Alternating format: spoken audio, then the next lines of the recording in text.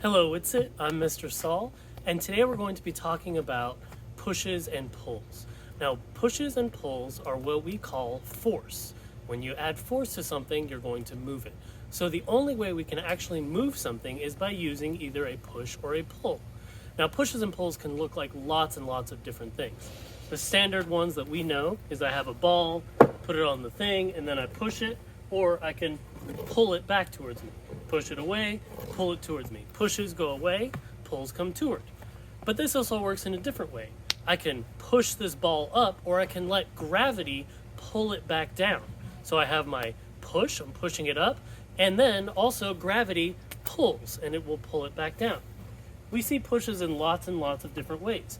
Wind and air can push things. So I have this thing,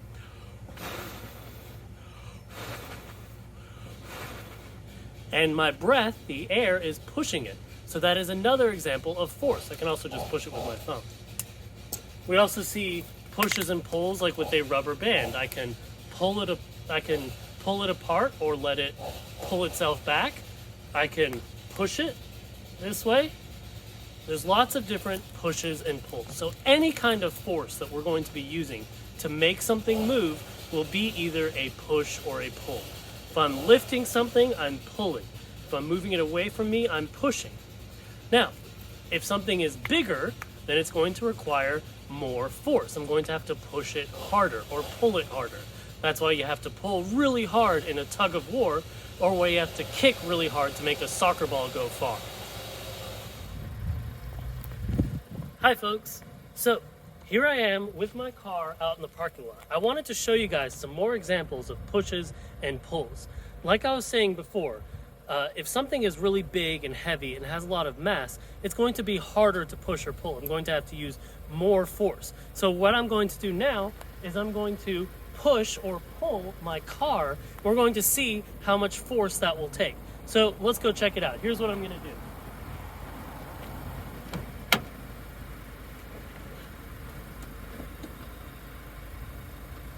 So what I just did is I put my car in neutral.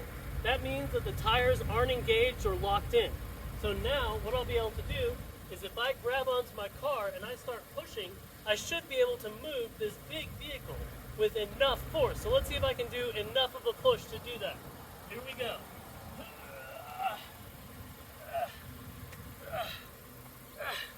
It's working! I'm pushing my car!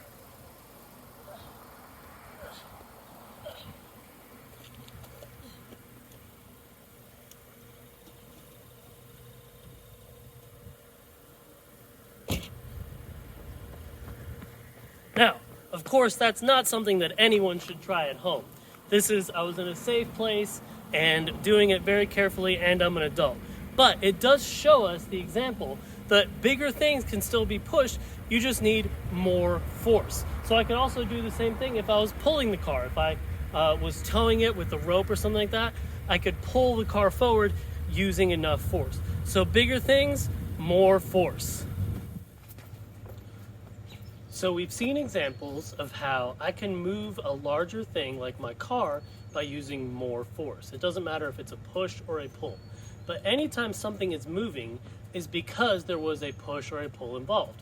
Sometimes that pull is from gravity, of things just rolling downhill, still being pulled by gravity. Or sometimes it's because of a push. Could be from the wind, could be because I threw the ball.